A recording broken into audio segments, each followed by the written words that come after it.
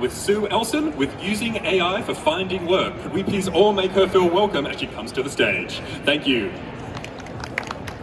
Thank you, everyone. It's great to be here. Melbourne Expo 2023. I've lost count of how many Melbourne Expos I've been to, but I can say this is probably the biggest it's been in many, many years. So well done for turning up, and thank you for coming to this particular session on artificial intelligence and using it for work. Now, just a quick raise of hands. How many of you think you're already using artificial intelligence for work? Sort of a couple there, not too many. Okay, well, believe it or not, you are. And just to give you a tiny bit of background on me, my career began at Westpac in Adelaide. I spent the first 11 years of my career working there, and then I moved to Melbourne, and I haven't had a real job since. So I have written 5 books. I'm a member of lots of associations, including the Career Development Association of Australia, which is here today, and you can go down and visit them just at the end of that aisle and get a resume check and or some individual career advice. I also do a huge amount of voluntary work, and I really encourage you to consider doing it. This is voluntary, what I'm doing today, and it's a great way to develop your skills and experience and meet new people.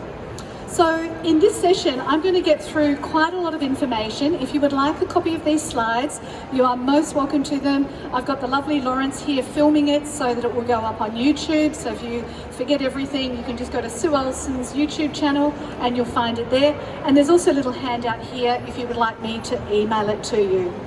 And here is a little QR code you can scan or you can take a photo of, and this is my email address so that I can send it to you if you would prefer to do it that way. So first of all, what is artificial intelligence? And any well-educated academic will not suggest a Wikipedia definition, but the definition that I found on Wikipedia was excellent because it says it's intelligence demonstrated by computers as opposed to human or animal intelligence, and it is when computers are used to learn and to reason, to generalize and to infer meaning. So many of you, when you think of AI, probably think of ChatGPT. How many people think of ChatGPT when they think of AI? Yeah, absolutely. But that's not the only form of artificial intelligence. And I was trying to think, when was the first form of artificial intelligence? And I actually think it was the Indigenous Australians' cave paintings, because that's when they put something there for something later for people to interpret the meaning. Like, that's, in my mind, the first level of artificial intelligence. But what Wikipedia says is it's advanced web search, recommendation systems, and all this. So I'm going to go through each of these with my version of what the artificial intelligence is for them, and then I'm going to describe the value it is in that job search process. So Google. You may have heard that Google now has Bard, which is their version of artificial intelligence. So if you want to access it, you've actually got to go to bard.google.com. And I've been there, and it's very average. And so I'm not going to hugely recommend it to you.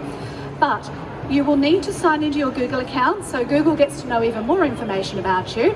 And it can also tie up, if you're in business, to your Google business account, and you can still get Google reviews. So it's still quite kind of useful, particularly if you're running your own business. But the one I really love, which I found by accident when I upgraded my computer, is Bing, which is the search engine used by Microsoft. And you might say, nobody uses Bing. Why would you consider using Bing? Well, Bing is using ChatGPT at the same time as you're doing a search. So I made the executive decision to use Bing as my preferred artificial intelligence rather than create a ChatGPT account. Now, I've since created a ChatGPT account. I've been to at least 10 events on the topic. I'm starting to learn more about it. But what I love is when you do a search on Bing, as soon as you do a search, a little chat box comes up on the right-hand side, and that's your artificial intelligence working. And it will give you a response, and I'll show you what that looks like. Now, Microsoft's version of Google Business is something called Bing Places. So again, if you're in business, you've got to be on Bing Places. But because Microsoft and Google are competitors, you have to get Facebook reviews because they don't show Google reviews on Bing. So just a little tip for those business owners out there. So this form of artificial intelligence, how can it be used for the job search process? Well, obviously, if you're using a search engine, you're going to be able to find careers advice and probably lots of TikTok videos telling you you shouldn't be working for very long and it's time to quit and you can do it online and do all those other crazy things. That's not necessarily good career advice. You can find jobs listings, employers to contact. There's predictive text, so you might not be sure about what you want to do with your life and you start typing things in and it will give you suggestions as you type.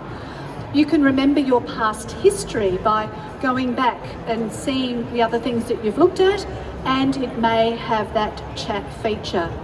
So the next one is a recommendation system. Now, back in the day, it was the Yellow Pages telephone book, and we would go through there and find information in the phone book. That's now online and still useful, but we've got much better systems like YouTube, Amazon, Netflix, and all of these systems use our past behaviour to predict what we might be interested in the future. So if you love flying planes and you keep watching flying plane videos, then you're going to see more flying plane videos, and that could be aligned with your career. There's definitely free and paid options, and I have a YouTube paid subscription, which means that I can keep listening to my YouTube videos when I leave YouTube app on my phone. So I use it like Spotify, and I find it really, really helpful. And I kid you not, the number of times YouTube predicts what I might be interested in and sends it to me related to my career or business is unbelievable. So they're really, really good at it. It is also able to use YouTube itself, and some people use TikTok as a search engine as well. So they don't even go back to Google search, they use TikTok as a search engine. So this is a recommendation system that's giving you access to information. Database directories. So the CDAA has a list of all of our members, so you can go through and find the professional that would be right for you. And then there's questions and results. So the Celiac Association of Australia has a little quiz. How do you know if you're a celiac? And that's a quiz. And on the My Future website, you've got a quiz that will help you work out what career you might be interested in. So these are, again, other forms of artificial intelligence. So these can be used to gather that initial information, find your career advice again, find your career specialist, and yeah. Now, understanding human speech. I was working with a client yesterday who told me her husband was illiterate. So if he uses voice-activated systems, he can communicate even though he can't read or he couldn't type something up. So this is an assistive technology that is very, very useful for some people. Siri and Alexa, can you tell me where the nearest X is? Can you tell me what I should do with my life? I don't know about you, but when I first got my iPhone, my kids kept stealing it from me and asking Siri stupid questions like, do you love me? And, you know, where's my lover? Or I don't know, stupid things, you know, they would ask Siri for an answer. So these are all human systems. I also like the fact that some of the good quality organisations now, you don't press 1 if you want to go to that department. They say, tell us what you would like to do today, and you give them some answer, and the technology works out, oh, you'd be interested in talking to the complaints department. So you don't even have to press a number, it just automatically directs you there. You can leave a voice message. Now, there are a lot of young people who do everything by text now. So when somebody gets a voice message, they kind of get excited because, you know, somebody's actually speaking to them. So that could be good in your career search. You can also send a voice message on LinkedIn. So instead of typing something up, you can say, hi Mary, I checked out your profile and I'd love to get some information about A, B and C. And you can also use remote and live video interviews. So some organisations in that recruitment process, they will put you in front of a device and it will say, answer this question, and you sit there and you answer that question, and then the next question comes up, and the technology analyses your responses, your facial movements, your answers, all of that data. So that's again part of the career process. So it can be very useful for gathering initial information or briefing. You can use the voice messaging, you can personalise your networking, referral gathering, and you can also practice live camera interviews. Now, self-driving cars. they don't have them in Australia yet, so we can kind of skip this one. Obviously, in some workplaces, they have self-driving robots that will go around the warehouse. But it's nothing yet for jobs here. Now, here's where ChatGPT makes its appearance, as well as artificial intelligence art, where there's DALL-E is the version within ChatGPT. And I tried to tell the artificial intelligence to sail a ship up a mountain, and it couldn't create that image. It still put the ship on the water with a mountain in the background. So artificial intelligence still has a lot to learn, but it can regenerate content. So if you put in a request into ChatGPT, and you don't like it. So I said, write me a cover letter for a customer service position. I'll show you that example at the end. And it gave me a really long answer, or a really long cover letter, which I would never recommend any of my clients use, by the way. And then I told it to reduce it to 500 words, and it gave me the same thing. And I told it to reduce it to 300 words, thinking it might get the message, and it still didn't do it. So, you know, there's still a lot of glitches in the system here. But it can give you a really good first draft. You can use it for text, but you might not understand the local nuances. So for example, if you were going for a job in regional Australia and you wrote one of those cover letters, they would think you're a little bit strange. Like, it just really wouldn't go down well. So it's not designed for culturally specific information. So all of the data that is used to produce these answers is based on what was on the internet up until 2021. So if the content wasn't there, unless you pay for it, you're not going to see content that could be, you know, really, really designed for specific situations. It can be useful for images in the same way, but again, not necessarily aligned. It still requires you to reference where you've got the information from. So the problem is it's very seductive because it gives you a really quick answer and it sounds reasonable. So you kind of think, well, I'll probably do that, but it's not backed up by evidence. It has infancy. It uses a model called natural language processing. So for many Australians, if I started the sentence, the cat sat on the, and they would all say mat, because we were all taught that at school.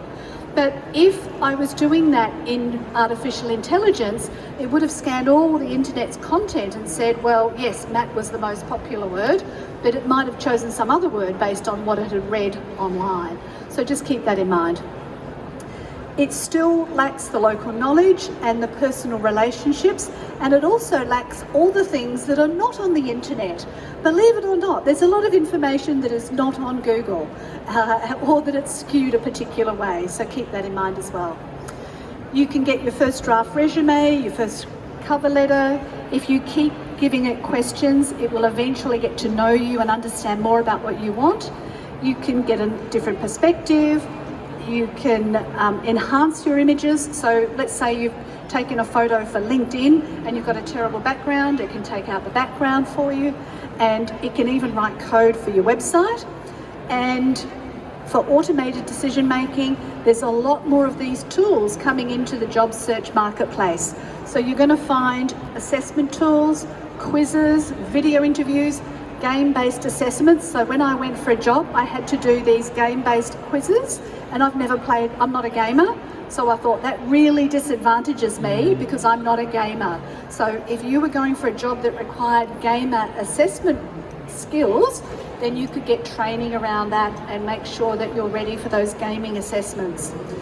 There's the Body Shop has an open hiring policy, so they're first in, first get the job offer. So all you have to do is be able to lift a certain weight, work the hours. There's these 5 requirements, but if you meet that, then you will be considered on a first come, first served basis. So that could be used for that. It can reduce the processing time, so it can scan through people's applications and say, well, you don't have an Australian working visa, so therefore you're out. So that can be used with artificial intelligence, and it may even give a better candidate experience because it will have those automatic responses, and we know they're automatic responses, but if they're written nicely and people follow through, it can also help.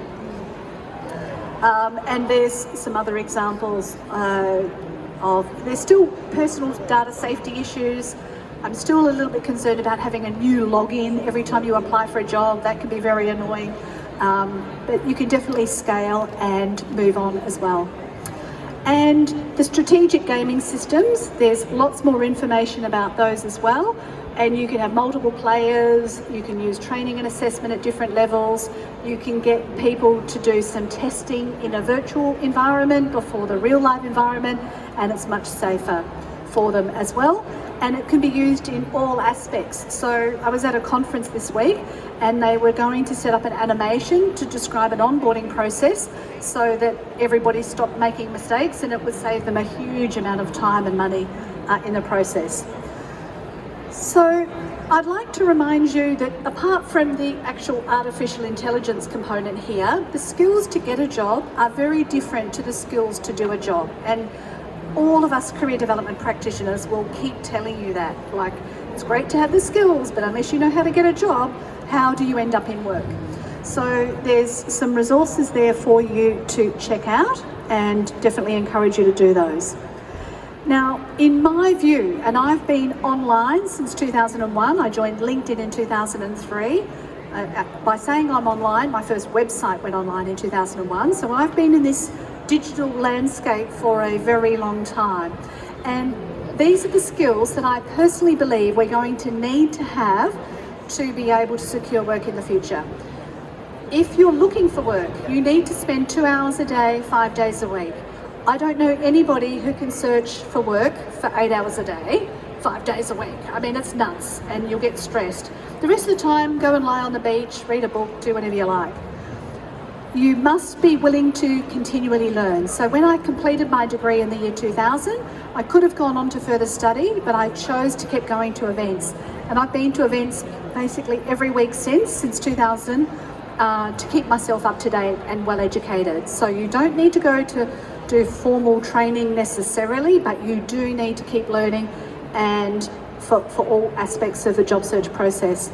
You definitely need to keep building your network, because technology will only get so far. If you've got relationships with people, that can get you in sometimes where the network can't, and you definitely need to be able to maintain your network so people know where you're at and what options are available. Now, the wisdom. These are the principles you need to understand, and we're nearly at the end, so thank you for hanging in there. I know this is a lot of new information. Databases. Everything, to my mind, is basically a database where information goes in and then information is extracted out of it in one way or another. If you're applying for a job, your resume goes into a database. If you're on LinkedIn, you're in a database. If you fill in a government form, you end up in a database. You know, we all know cybersecurity hacks, databases. We all need to understand what a database is. So if you put garbage in, you're going to get garbage out. And if you don't put the information in, you will not be found. It's as simple as that. So if you don't tell the story, you can't be found. The algorithms, these are the mathematical equations designed to find the information from that database, and they can change at any time, and you've got to think like the decision maker. What are they trying to achieve? How will I be found? What does the algorithm need to know? So for example, if you have a fantastic LinkedIn profile, but you haven't logged in for 6 months, the algorithm says you're not really interested in looking for work because you haven't logged in for 6 months. So the algorithm is what checks that. That's not the database, that's the algorithm. The updates. Now, at any time, any of these models could change. So whilst LinkedIn has been very consistent and persistent, and I still believe it's worth being in, it could change, and that could make things different in the future. So just be aware of that. But do I want to put myself on 64 other online networks? No thanks, because it's just too much work, and I'd want to go with somewhere where it's reliable. You do need to do your homework and think about what is good technologically as well as what's good for a human. So on the human interface on LinkedIn for a job search, people can still read your story, they can see images, they can see your skills and so on. And in the future, I believe the location of your work and the hours you work may consistently change, or you could even go for global opportunities. And you definitely need to have a clear strategy and action, because otherwise there's lots of shiny objects out there, which is why I didn't waste hours and hours of my life on ChatGPT when it first came out, or Threads, I might add. I have joined Threads along with 100 million other people, but I'm not wasting too much time on it just yet. So, how can you use Bing for finding work? So I'm just going to give you 3 examples of Bing, Google and, ChatGPT and LinkedIn. So for Bing, if you do a search, how can I find a job? What will happen is in the search results on the left-hand side of your screen, on the top right of your screen, you'll get that little box, and that's the chat bot. So whenever you've visited a website and they say, how can we help you today? That's a chat bot. So you get a chat bot in Bing. So this is why I'm suggesting it. If you try and do this on Google, they don't have the chat bot there yet. You have to go to bar.google.com. So that's how you can do it. And you can ask any other question. It doesn't have to be that one. On LinkedIn, the way you can use artificial intelligence is you click on the Jobs tab on the top of the screen, and you will be able to see this menu on the right, and these are all the additional features that you can get off the Jobs tab. You can also subscribe to LinkedIn Learning for free with a local library card, so then you get access to all those micro-credential courses. And there's a skills section, and you can even demonstrate your skills, and they're increasing the number of little quizzes that you can do. So then you will be higher up in the database because you've got the skills and you've been able to demonstrate them. So that's another way that artificial intelligence is there in LinkedIn.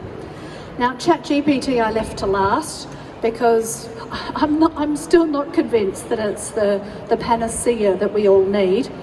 But I put in my request for a cover letter, for a resume, for a customer service position, less than 300 words. Now this is only the top half of the screen, it's not all the rest, but in theory I can give it commands. And as I said before, there's not too many people I know who would even read that cover letter, and it's definitely not the style I would recommend to my clients, because I tailor every cover letter for the job, and I specifically mention all of the keywords that were in the job description in the cover letter. So as an example of a good cover letter, this is not it, but this is the type of functionality you can get using artificial intelligence and using ChatGPT.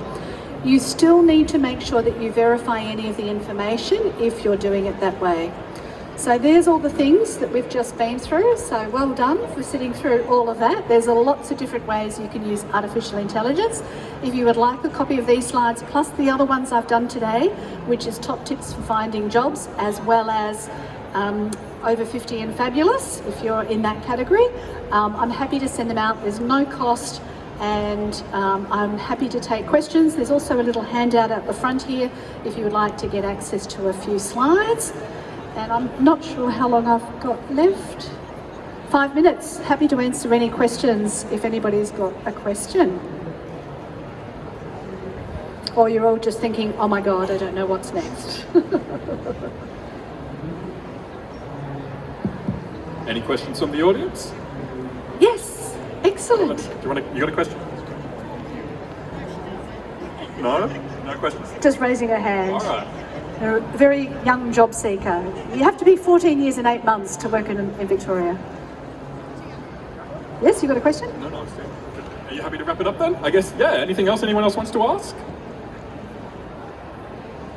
No? Yes? You'll have to yell. Hold on. Hang on. I was just wondering if you know of study options for people with learning difficulties, difficulty reading, these sorts of things, whether you know there's resources for people like that. Well, it just so happens that I was talking to a lady at a conference I was at yesterday, and she said that the government is spending a lot of money producing content that is suitable for people who understand something called easy English. So if you can look for content that's created with easy English, what they've done is they've pared it back so only the essential information is covered, and all of the content has a picture next to it so that you can help understand it. So I would suggest when you go shopping around, you look for any courses that have been created with easy English, because what the government obviously wants people to be able to do is people not only with learning difficulties or challenges, but people without English as a first language to understand it as well. So there's a principle called universal design, and more government resources are put in universal design, even when they're online. So all of the content is designed for anybody of any ability. So one of the features that is on our phone is Siri, right? Can you tell me what the time is? Now that, you might say, yeah, I do that all the time. Tell me what the time is, Siri, or Alexa, or whatever your device is. But that was actually built for people who are vision impaired, because they couldn't see the time on their phone. So we can see that the benefits of creating content that is universally accessible to anybody with any ability means that it's suitable for everyone. So I see it as something that in the future, all content should be designed for universal design, which is why when I put a video online, I put it on YouTube first. I get the subtitles, and then when I upload it to the other platforms, I upload the subtitles. So someone using assistive technology can use their subtitle reader to understand my videos, or watch them on silent while they should be working. No, I don't mean that. Yeah. Great question though. There'll definitely be more of it in the future, and bring it on, because don't we all love it when we can just, like, I often say, turn on Do Not Disturb on my phone, because I can never remember where it is on my phone, but it's really great to do voice activated with that. Yeah, thank you. We're time? Good, thank you for coming, everyone. Can we just get a round of applause for Sue Elson? Thank you so much. Coming up in just a couple of minutes, we've got skills checkpoints for older workers. If you want to hang around for that, it'll be a very interesting chat. We'll just be up there in a couple of minutes.